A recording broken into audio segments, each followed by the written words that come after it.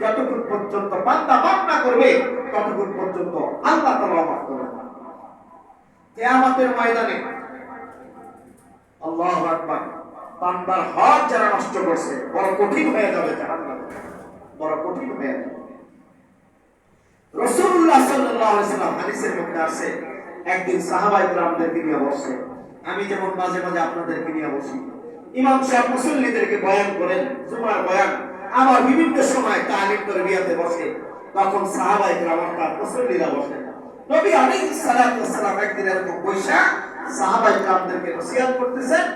এক সময় বলতেছেন, ও সাহাবায়ে কিরাম, বলো মাল মুফলিস, গরীব কে জানো? গরীব কারা কত?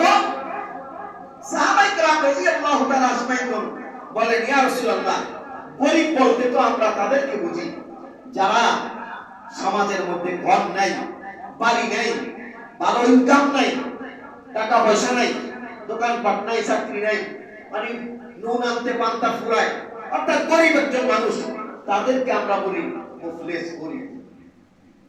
হযরত রাসূল পাক সাল্লাল্লাহু আলাইহি সাল্লাম বললেন, না, গরীব তারা না, গরীব তারা না, বরং গরীব হলো ওই ব্যক্তি যার নামাজের বিশাল বড় স্তর ছিল, যাকাতের স্তর ছিল, নেক আমলের স্তর ছিল, হজের স্তর ছিল, ভারী ভারী মোটা মোটা ইবাদত দ্বারা ভরপুর। এই আমল নিয়ে সে কবরে গেছে। কি করছে? কবরে গেছে।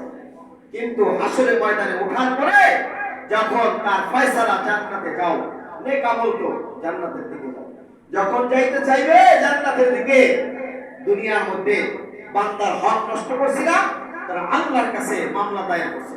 কি করছে বলেন? আল্লাহর কাছে মামলা দায়ের করছে। আল্লাহ আমার পুরি খাইছে, টাকা দেয় নাই।